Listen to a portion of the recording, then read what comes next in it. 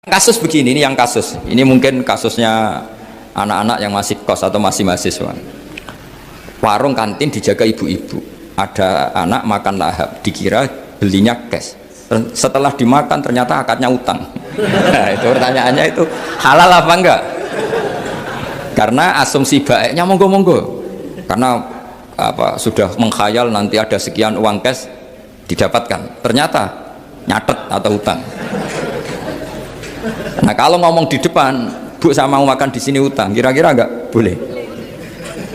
Wah itu ada sekian PR, makanya apapun itu nanti kata finalnya itu dia yang punya, yaitu baiknya penjaga warung tadi. Nah, sehingga hukum itu bagi orang lain sudah tidak sah kecuali bagi yang punya. Khawarij itu satu kelompok ekstrim yang tidak mengikuti Sayyidina Ali, juga enggak mengikuti Sayyidina Muawiyah, tidak mengikuti Ali, juga enggak mengikuti Muawiyah. Disebut Khawarij. Khawarij itu jamaknya Kharijah, dia keluar dari pikiran ala Sayyidina Ali, juga keluar pikiran dari Muawiyah. Di sini disebut dia khurut dari kata Khawarij, serba keluar, dia tidak ngikuti sana, tidak ngikuti sini, akhirnya disebut Khawarij. Nah Khawarij itu orang yang berpikir sesuai kritik yang dilakukan Quran, tapi mereka lupa bahwa yang punya otoritas kritik itu Allah, karena yang kalau boleh sama-sama terganggu kerajaannya itu hanya Allah. Gini saya beri contoh ya, yang punya hak ketika sepeda motor saya kamu pakai, yang punya hak menentukan itu gasap apa pinjam itu saya apa orang lain? Saya. Ketika yang pakai gak pamit itu teman akrab saya atau anak saya atau orang yang saya ridhoi, itu namanya gasap apa pinjam gak pamit? Ya udah, ini harus jelas. Tadi pagi saya ngaji direktorat, saya bilang di fikih itu ada istilah ulima ridhohu, sesuatu tidak pamit formal tapi sudah diketahui ridhonya. Makanya di fikih ada bab namanya mu'atoh, tadi pagi saya terangkan ya. Di perdebatan fikih itu ada bab namanya apa? Mu'atoh. Mu'atoh dari kata ato yu'ati, mu'atotan, saling transaksi yang non verbal tapi maklum. Ya seperti kalau kamu marung itu contohnya, kalau kamu marung di kantin terus makan gedang goreng, itu nyuri apa beli? Coba jawab saja. Kalau dikatakan beli kamu belum bayar, kalau dikatakan nyuri terang-terangan. Coba kalau mbak-mbak milih mana, itu nyuri apa beli? Kalau beli belum bayar, kalau nyuri kok terang-terangan ya, nggak nyuri apa beli?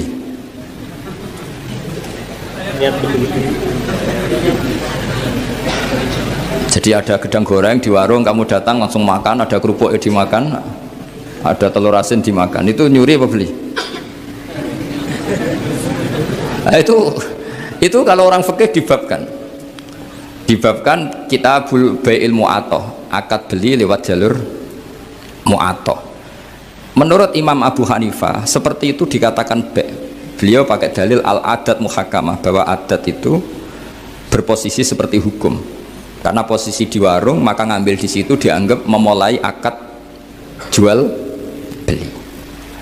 Tapi karena ini sesuatu yang potensi masalah, Imam Syafi'i mengatakan itu enggak baik, enggak sah.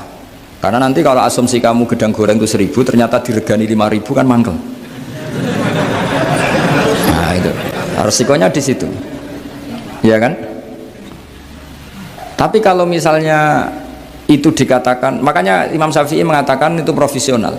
Itu namanya ghormu. Ketika Anda bayar 5000 itu namanya tebusan kesalahan. Jadi Imam Syafi'i melihat itu tidak jual beli, tapi tebusan kesalahan. Sehingga kalau saya jadi hakim, misalnya pembeli bilang asumsi saya 1000 Gus, terus kata baik, kata penjual enggak Gus itu tak jual 5000, saya harus memenangkan baik. Memenangkan siapa? Penjual, karena penjual adalah pemilik gedang goreng itu, dan posisi yang makan adalah perusak barang orang lain. Gitu.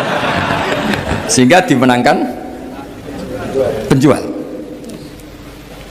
ya dimenangkan penjual. Kenapa dimenangkan? Karena cara berpikir fikih, karena dia yang punya otoritas itu, punya otoritas kepemilikan. Itu dalam fikih madzhab apa? Syafi'i. Nah, itu penting dalam analogi surga dan neraka. Orang Khawarij itu kalau ada orang dosa, itu dikatakan sudah tidak Islam lagi, dia sudah keluar dari Islam. Orang dosa itu wajib disiksa oleh Allah. Mereka bilangnya ya wajib. Dalam kelompok Islam itu ada kelompok namanya Khawarij, orang yang sangat ekstrim dalam berpikir.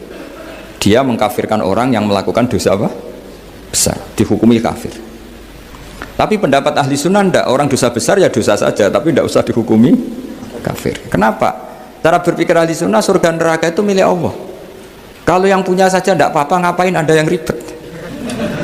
Yang punya surga neraka itu Tuhan, dan Tuhan memanggil-manggil orang yang salah itu disuruh tobat. Anibu ila rabbikum, wahai hambaku yang berlebihan, yang masih dosa, ayo kembali ke saya. Kapan saja kembali ke saya tak terima. Sehingga dalam mazhab ahli sunnah, otoritas khitab, otoritas kepemilikan yang berhak ya yang punya, orang lain itu nomor 2. Sehingga tadi kalau anda bawa kayak motor saya dan anda teman akrab saya, tidak pamit saya, kalau saya bilang itu nggak apa-apa ya nggak apa-apa, kalau saya bilang apa-apa ya apa-apa, nggak penting orang lain. Sehingga ini wilayah yang agak sensitif, tapi ini ilmu, mau tidak mau kita harus dengar. Sehingga di fikih ada bab ulima ridohu. Misalnya ada orang makan gedang goreng di warung terus ditangkap Pak polisi, wah ini pencurian, mesti bakulnya nggak terima, enggak ada pencurian, memang tak jual. Nah, yang kasus begini, ini yang kasus, ini mungkin kasusnya anak-anak yang masih kos atau masih mahasiswa. Warung kantin dijaga ibu-ibu, ada anak makan lahap, dikira belinya cash, setelah dimakan ternyata akadnya utang. Nah, itu pertanyaannya itu halal apa enggak? Karena asumsi baiknya monggo-monggo, karena apa, sudah mengkhayal nanti ada sekian uang cash didapatkan, ternyata nyatet atau hutang. Nah kalau ngomong di depan, Bu saya mau makan di sini hutang, kira-kira enggak boleh.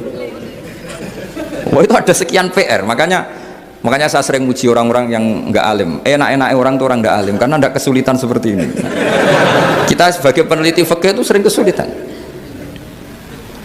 Nah sama Anda misalnya naik Grab atau naik taksi atau apa, ketika Anda naik itu posisinya enggak sap apa pinjem, dikatakan akad sewa belum bayar, dikatakan pinjem nanti harus bayar. Jadi ada sekian masail fikih yang jadi perdebatan. Nah, apapun itu nanti kata finalnya itu dia yang punya, yaitu supir taksinya atau baeknya, penjaga warung tadi. Sehingga hukum itu bagi orang lain sudah tidak sah kecuali bagi yang punya. Nah di sini ini kelihatan benarnya mazhab ahli sunnah wal jamaah. Ahli sunnah mengatakan apapun salahnya seseorang setelah dia beragama Islam itu wilayahnya Allah. Kita tidak bisa berbuat apa-apa. Makanya ada ayat laisalaka minal amri syai'un aw yatuba alaihim aw yu'adzibah. Muhammad, meskipun kamu kekasih saya, kamu tidak punya otoritas menentukan si A dimaafkan, si A disiksa. Otoritas itu hanya bagi saya, kata Allah. Sehingga banyak orang yang Nabi kurang srek karena membunuh pamannya Hamzah malah dikasih tobat sama Allah, namanya Wahsy. Wahsy itu orang yang Nabi gak suka karena pernah membunuh Sayyid Hamzah di perang Uhud, tapi sama Allah marah dikasih tobat. Sa'labah yang sering ibadah di masjid, sering iktikaf, saking seringnya ibadah itu sampai digelari hamamatul masjid, merpatinya masjid. Tapi na'udzubillah beliau malah berakhir dengan su'ul khatimah. Kita tidak pernah tahu. Kenapa begitu? Karena begini. Wilayah yang absolut itu hanya milik Allah Subhanahu wa taala. Sehingga Nabi kalau ketemu Wahsy ya bilang, iman kamu sudah saya terima, Islam kamu sudah saya terima, tapi saya ini manusia, tolong sembunyikan wajahmu dari saya, karena kalau saya ingat kamu itu mangkel, karena ingat kamu pernah membunuh Hamzah. Tapi saya sebagai Nabi harus menerima iman kamu, karena Nabi itu gak boleh dendam. Tapi kalau mangkel-mangkel sedikit kayaknya agak boleh mungkin ya. Mungkin itu ya.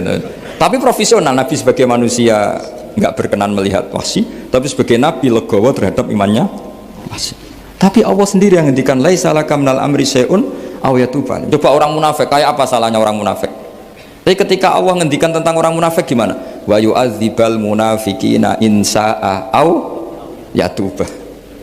Allah bisa saja menyiksa orang munafik in sa'a kalau berkehendak, aw yatuba, atau Allah mengasih tobat. Nah karena pendapat ahli sunnah itu lebih valid sesuai ayat-ayat Quran, maka yang diikuti mayoritas di dunia adalah mazhab ahli sunnah wal jamaah. Dan itu dimulai cara berpikir yang sederhana, yang berhak menentukan khitab ya yang punya, titik itu saja. Yang berhak menentukan khitab ya yang, nah tentu yang punya alam raya ini hanya Allah Subhanahu wa ta'ala. Makanya Allah mensifati dirinya Malik Yaumiddin. Kita tidak bisa.